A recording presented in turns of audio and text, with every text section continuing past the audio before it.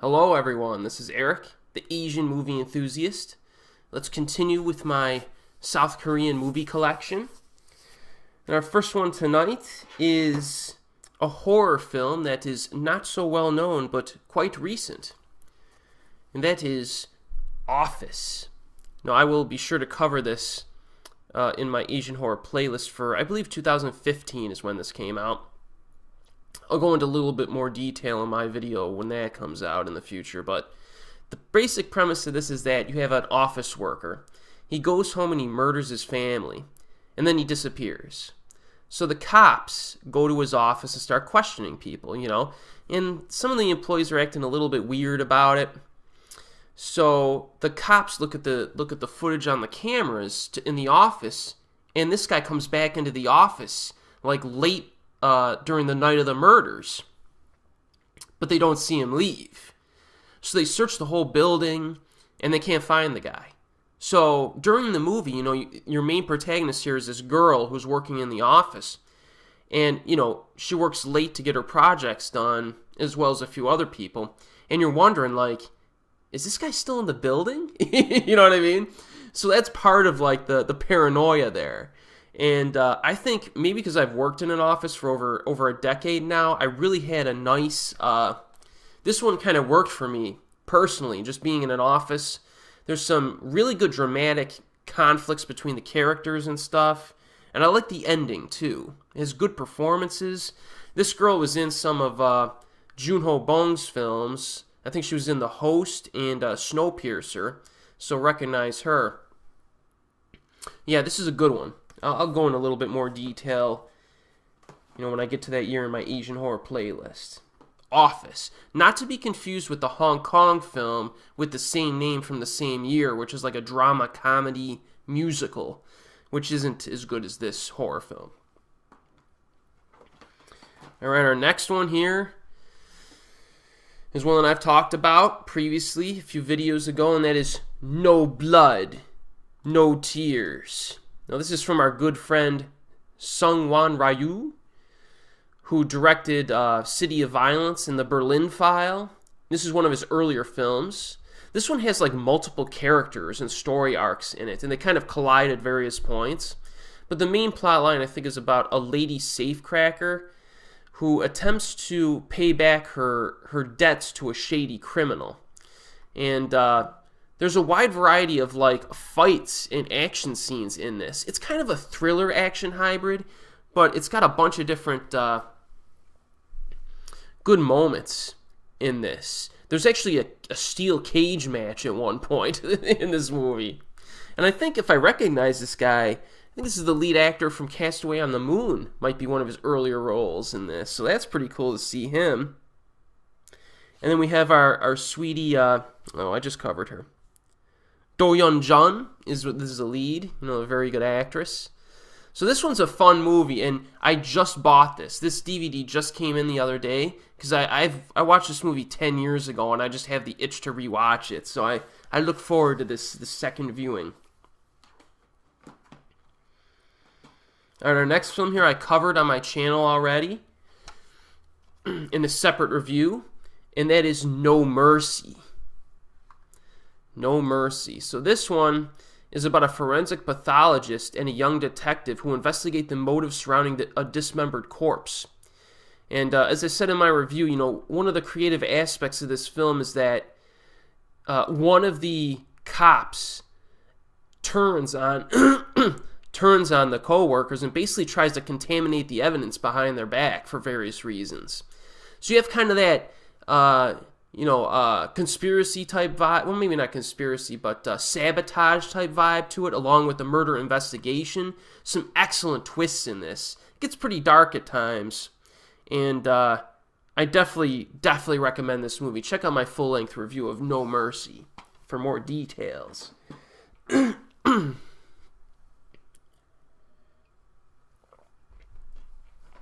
Now, our next film here, do I even need to talk about it at all? I don't even know if I should even bother. That's Oldboy. Probably the most popular South Korean film of all time on an international level. This is the one with Chan-wook Park as the director, Choi Min-sik, the main actor. And, if you haven't seen it, it's about a normal guy who gets kidnapped and imprisoned into a private prison by someone for 15 years. And then he gets released by that same person. And he tries to find out who imprisoned him and why. That's the movie. It's an outstanding film on just about every level. And then that's all I'm going to tell you. If you haven't seen this movie, just watch it. I mean, really? You got to watch it. I remember the first time I saw this. This must be one of the first South Korean films I've seen, because when I first saw it, I don't think I even recognized that it was Korean, because I was just getting into Asian films. And then, it was that early on before I could tell the languages apart. So, yeah. It's a must-watch. Now, our next film here is a thriller called Our Town. I think this was released in 2007.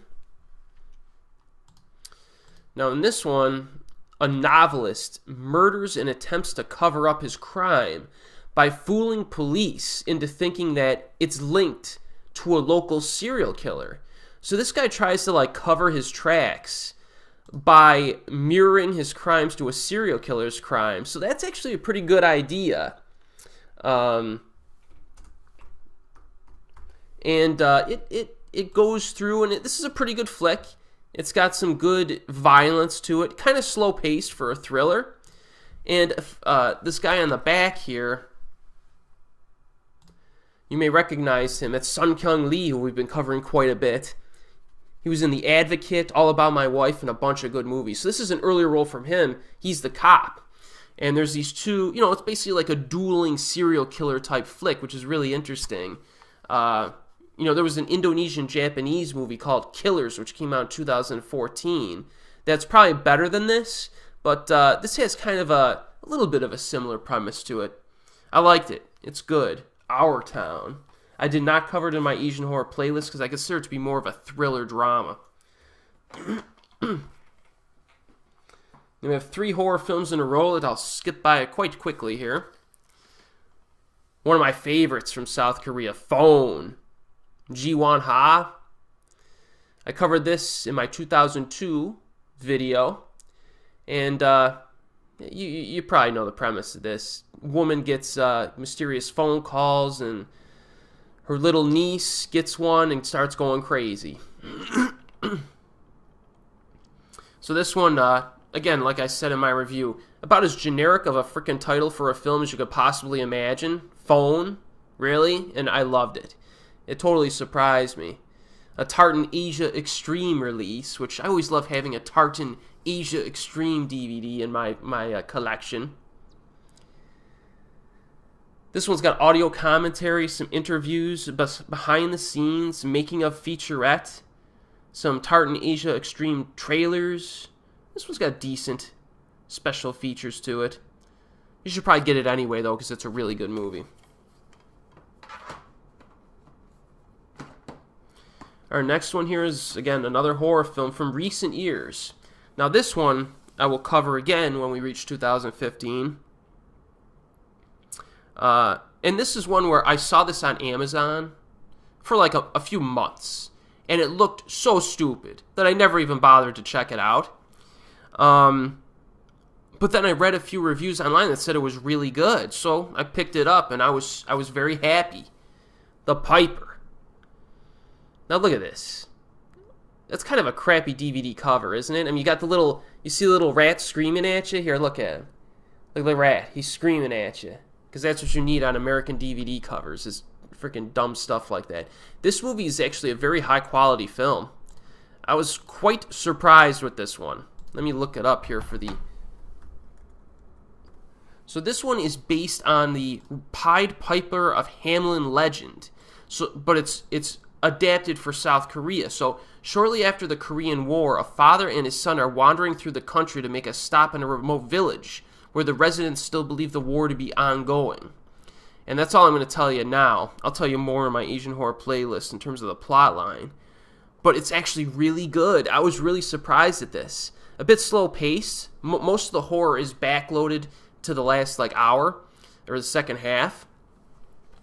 But this has a really good dramatic base to it, a good quality flick, some nice environments. This lead actor here, his name is Seung-wan Ryu, and he's been in tons of good stuff. Listen to some of the movies this guy's been in, and you know it's not an actor's name that you think about. He's been in, you know, The Piper, The Admiral, Roaring Currents, Miracle in Cell Number 7, Masquerade, which is an awesome movie, All About My Wife, which was awesome, War of the Arrows, which was awesome, The Front Line, which is really good. I mean, what a filmography this guy's got. What other ones here are we in? He was in Iris, which is an excellent television series. Possessed, also known as Faithless Hell. So, I mean, this guy's been in really good stuff. I really like him. He was in The Recipe as well, which is a really interesting film. So, yeah, The Piper. Check it out. Don't worry about the bad DVD cover or the odd cover art.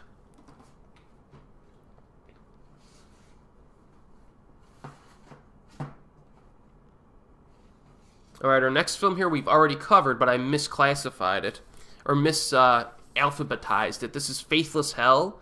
It was under the F section in a previous video, but since it's also called Possessed, the other version was in the P section. These South Korean movies with their multiple titles, it confuses me sometimes.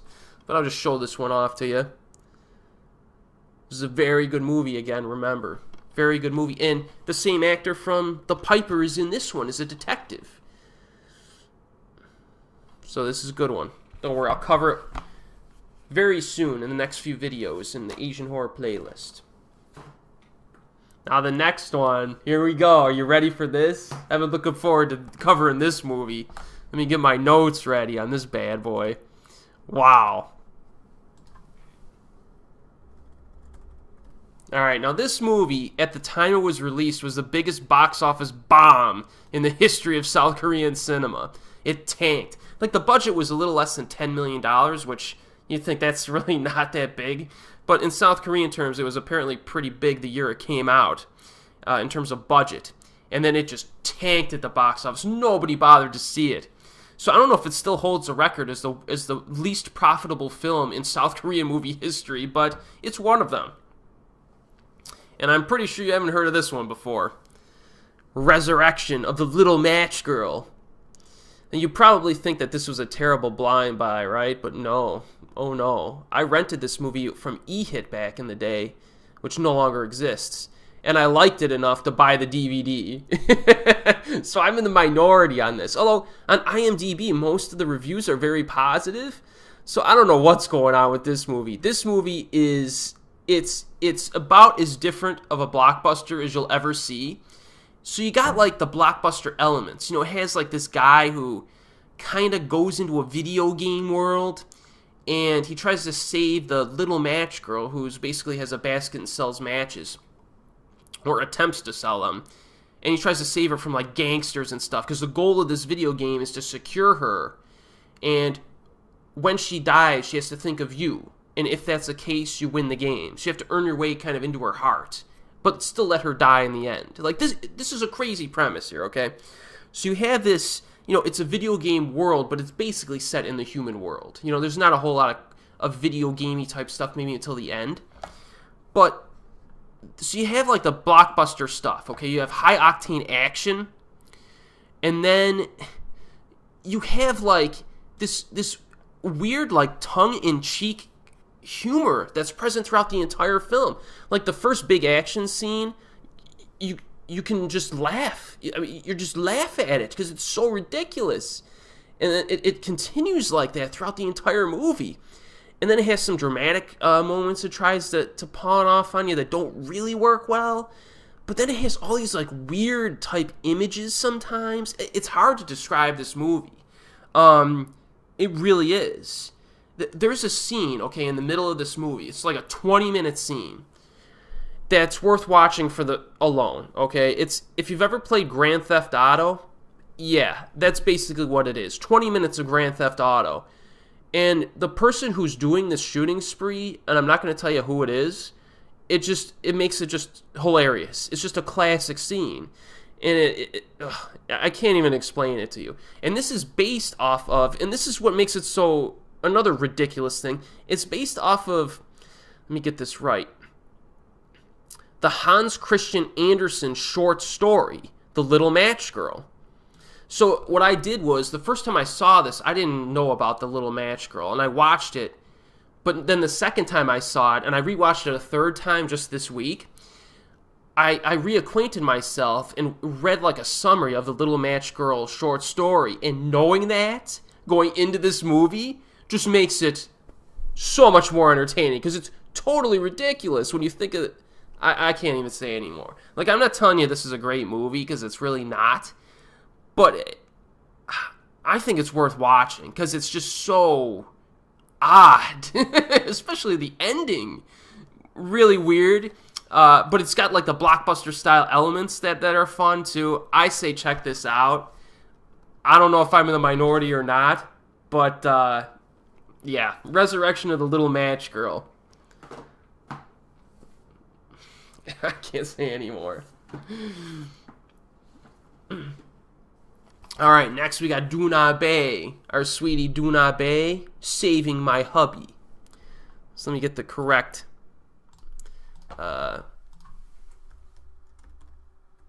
description for this movie.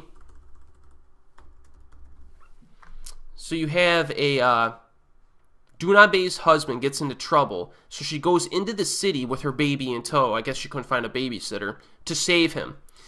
So it's like it's a comedy, you know what I mean? And you got Do-yeon, doing her thing. She's really good in this. Kind of felt sorry for the little baby, though, because his head, like, wobbles around a lot. Like, Do-yeon's running from gangsters. She got him strapped into her stomach, and the baby's, like, wobbling around. Like, the whole... I don't know if they used a stunt baby or a stunt dummy baby or what, but yeah, this one's fun. I thought it was a fun comedy, a little bit different. You got Do-yeon in the lead. I mean, it can't be that bad, right? Well, you never know. Yeah, I like her. And people say Do-yeon is, like, considered an unattractive actress in her home country. I don't know about that, but I don't know about that one. All right, our next one here is another one that's pretty laid back. It's pretty laid back. I think it might be an indie film, and that is called Second Half. Second Half. Let me get my notes for this one, because I watched this one back in the day. Alright, this one is about a struggling film producer who takes an aimless seaside vacation and meets a young woman who he suspects may be his daughter. So the film revolves around a lot of dialogue, food, and drink consumption, which is a lot similar to a Sang-soo-hong film. I may have gotten his name wrong, but that very popular art house director. So it's similar to his films, and this is very pleasant. It's quite a pleasant film. It's a drama. And, if you like films that are based on conversation, dialogue, and very good acting, this is a good one to check out. The lead actress in this, I think her name is Lee-sum, and she isn't in many movies. She was in a movie called Scarlet Innocence that came out a few years ago that I thought was a really good, like, erotic drama thriller. But she's got to be in more movies, I think. I hope she turns up more. So Second Half is a good flick, and I recommend it. Very, very lesser-known movie. All right, I'm going to stop there tonight, because the next one I'm going to probably want to talk about for a little while. So, yes, that's it for this evening, and be sure to join me next time. I still got some parts left, maybe 3 or 4 more parts, so check them out. I'll see you next time.